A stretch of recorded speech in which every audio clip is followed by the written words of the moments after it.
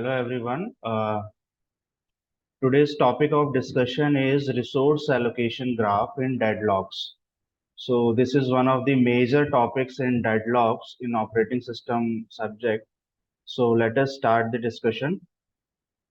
So first of all, what is a resource allocation graph? So to describe a deadlock precisely, resource allocation graph is used. We all know that what is a graph. Graph is a collection of vertices and edges. Vertices is represented by V. V is a collection of all the vertices or nodes present in a graph. For example, V is a collection of V1, V2, V3, and so on. And edges, E is a collection of all the edges present in that particular graph. For example, E can be a collection of E1, E2, E3. All these E1, E2, E3 are representing various edges present in a graph. So by its definition, a resource allocation graph is a visual representation used in operating system and computer science to model the resource allocation and request patterns among processes in a system. So, particularly in the context of deadlock detection and prevention, this RAG or resource allocation graph is used.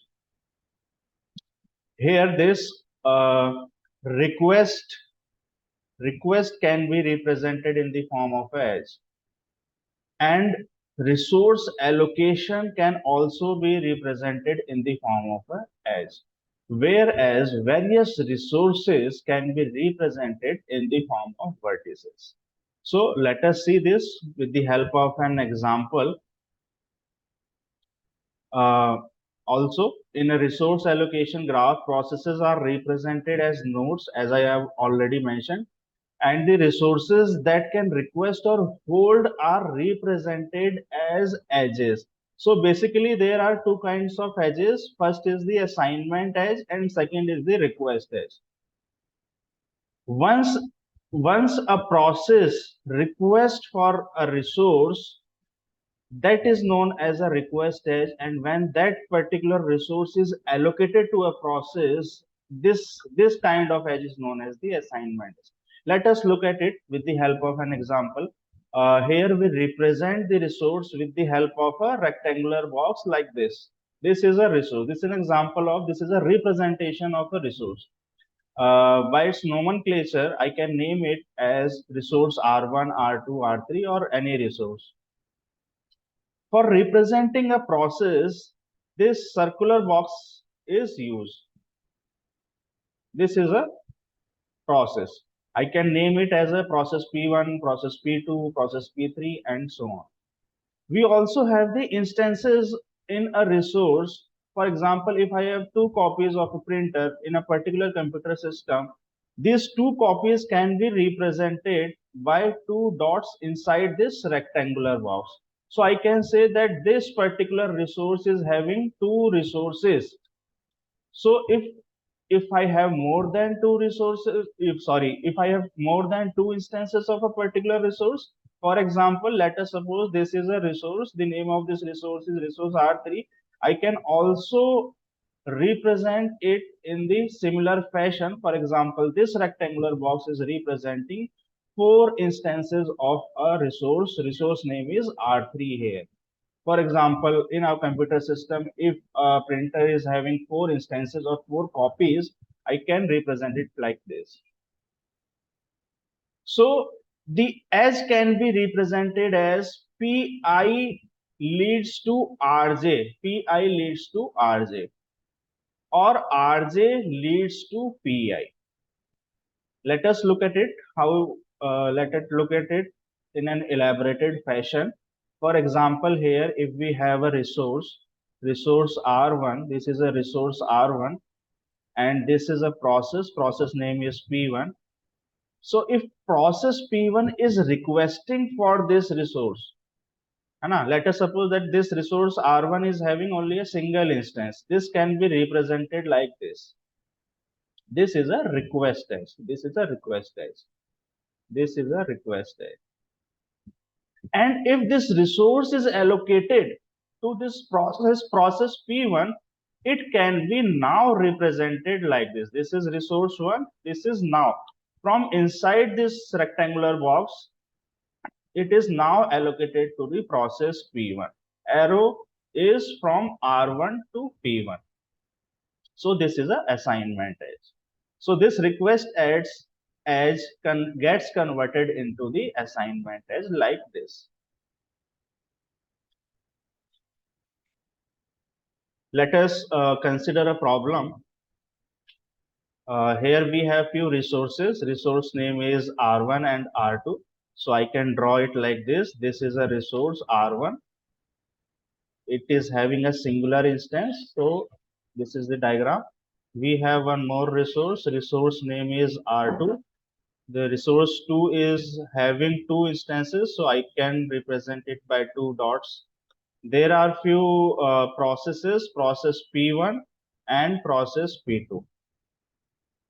The edges can be represented like this. This is a edge, this is a edge, this is a edge, and one more edge like this. Now what it represents? It represents our resource allocation graph. Here the edges can be categorized into assignment edge or request edge. So if process P1 is requesting this resource 1, this is a request edge. And how can we predict it? This arrow is touching the boundary of this resource and it's initiating with this process P1, the circular box. And if we observe this particular allocation, resource 1 is allocated to the process P2. The starting point of this edge is from inside this resource or from this inside this rectangular box. So this is an assignment edge. So we can categorize these edges into request edge and assignment edge. In the similar fashion, this is also assignment edge and this is also assignment edge.